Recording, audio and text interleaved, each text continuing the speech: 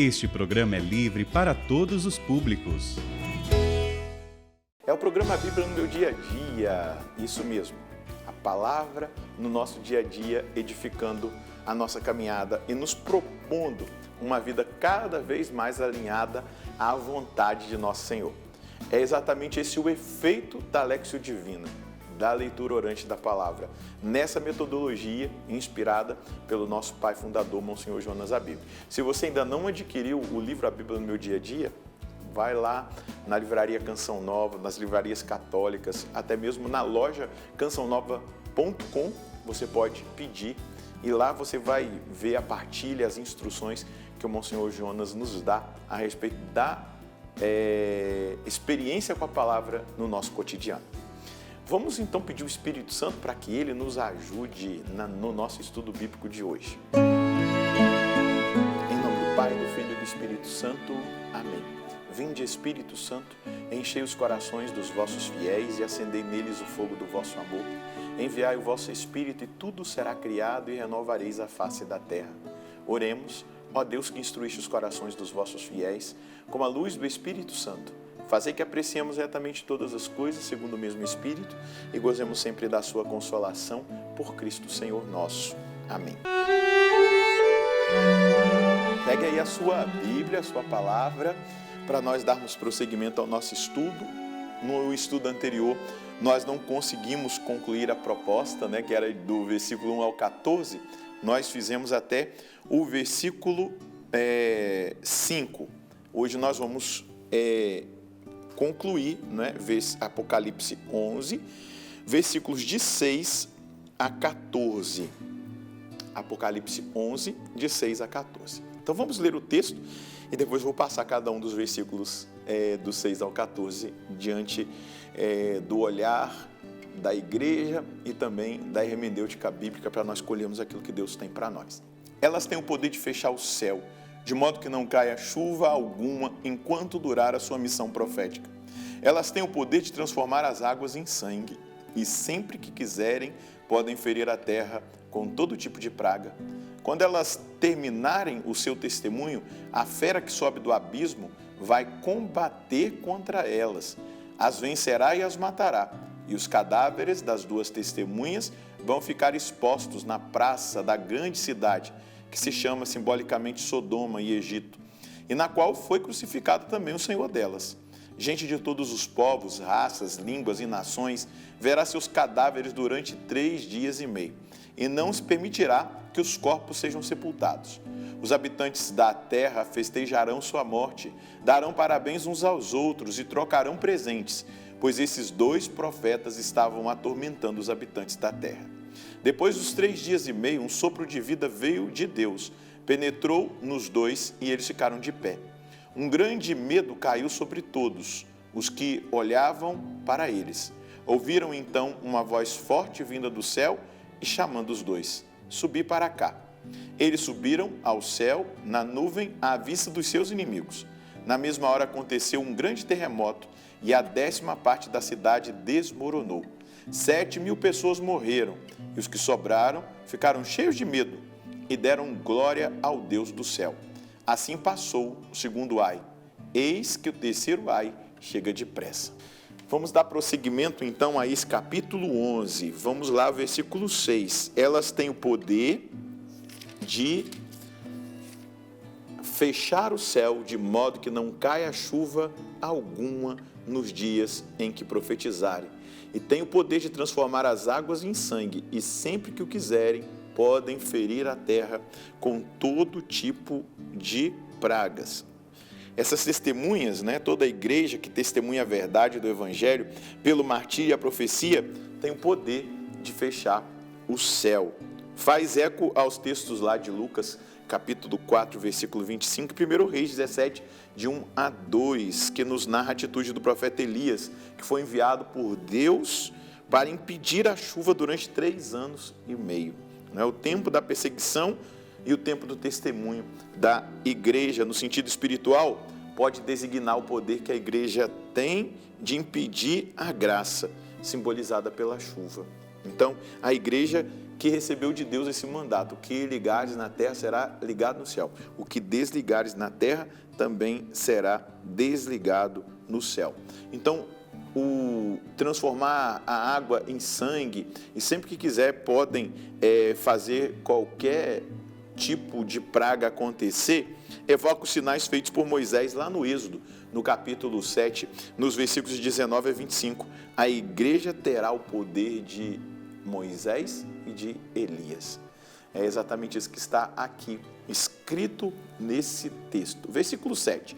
Quando elas terminaram seu testemunho, a fera que sobe do abismo vai combater contra elas, e as vencerá e as matará. Então, esse versículo 7 traz aqui uma revelação. As testemunhas serão vencidas. Então, após os 3 anos e meio desse testemunho, as testemunhas serão vencidas pela besta que sobe do abismo. A besta simboliza a impiedade, a sociedade dos maus homens, dos maus anjos.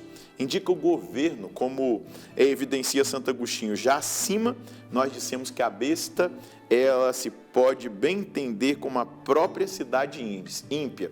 Isso aqui é Santo Agostinho. O seu falso profeta é o anticristo, ou a imagem, isto é, o falso semblante que daí falamos. A besta que sobe do abismo está sob a influência de Satanás. Ela pertence ao reino infernal. Então ela vai fazer guerra contra as testemunhas e vai matá-las, vai dizer o versículo. A ímpia é a cidade que persegue a igreja e martiriza os santos. Assim haverá um momento antes do fim definitivo que, aparentemente, as forças do mal triunfarão. É só aparência. Os bons serão cada vez melhores, enquanto os maus serão cada vez piores. Os mundanos se alegrarão com o martírio dos santos e deles escarnecerão. Por quê? Essas testemunhas, com a sua vida e a sua voz, incomodavam. Os santos incomodam o mundo, incomodam a estrutura do mundo, incomodam o sistema do anticristo. Então, os santos vão ser perseguidos e aparentemente a igreja derrotada trará uma felicidade momentânea. Versículo 9. Gente de todos os povos, raças e línguas. Não, versículo 8.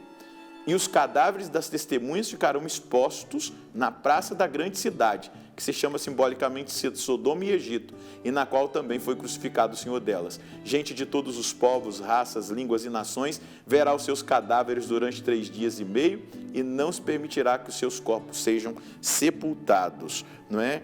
Então, os cristãos serão martirizados na grande cidade, né? Simbolizando aqui literalmente em Roma, a ímpia cidade, a sociedade da besta, não é? Simbolizada em Roma, na qual impera Satanás, impera os seus sequazes, seus anjos, os maus homens, não é? Essa grande cidade chamada Sodoma, que evoca a imoralidade. Quando se diz de Sodoma, mostra a imoralidade, a perversão dos costumes, os vícios. E Egito, porque perseguiu e escravizou o povo de Deus.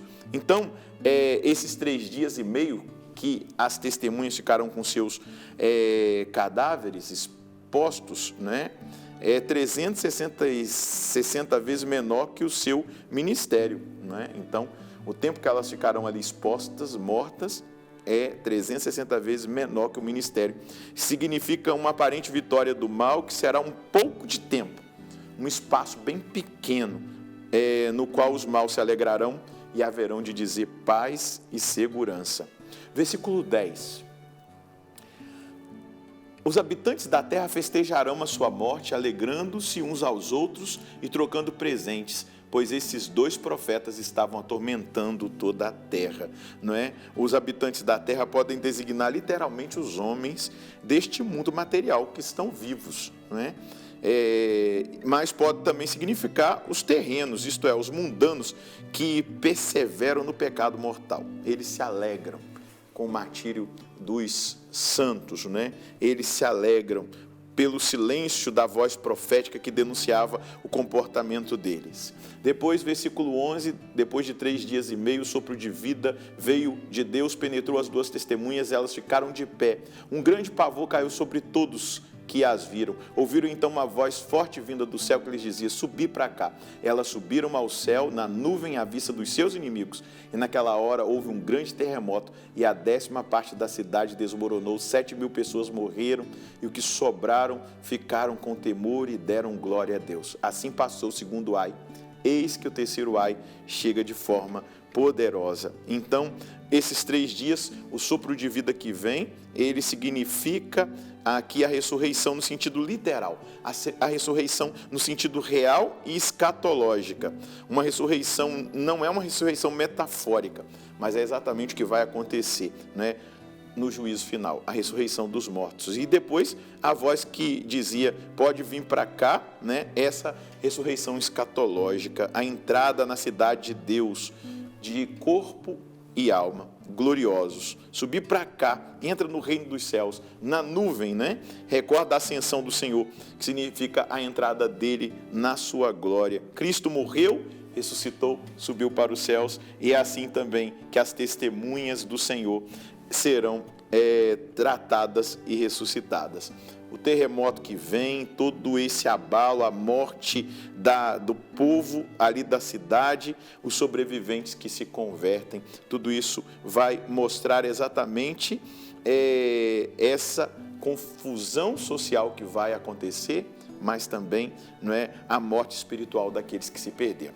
A nós, o que cabe a nós? Perseverar. Qual é a mensagem que hoje eu tiro para nós? Perseverar no caminho da salvação, assumindo a nossa parte de sofrimento, sabendo que no dia final receberemos o corpo glorioso, ressuscitados com Cristo para viver na eternidade feliz.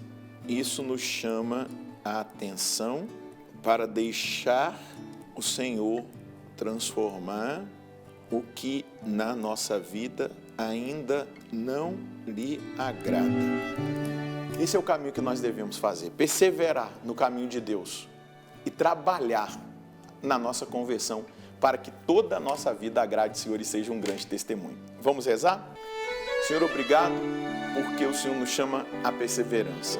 E essa perseverança que no dia final será coroada com o corpo glorioso que nós receberemos. Se com Cristo nós morremos, com Cristo nós ressuscitaremos. Com Cristo nós seremos elevados ao céu e experimentaremos a eternidade feliz com o Senhor. Obrigado por essa palavra que nos chama a atenção e que nos convida a um processo cada vez mais decidido de conversão. A Ti seja dada a honra, a glória e o louvor por essa palavra e por esse chamado que o Senhor faz a cada um de nós. A palavra perseverança não pode sair do nosso imaginário, mas também da nossa decisão, perseverar no caminho da salvação. Essa perseverança, ela vai nos levando a esse processo de conversão, que na minha vida não agrada a Deus. Eu vou trabalhar em cada um desses pontos para que eu possa ser agradável a Deus em tudo. Deus abençoe você, a sua família. Nós nos encontraremos no próximo programa, se Deus quiser, no nome do Pai, do Filho e do Espírito Santo. Amém.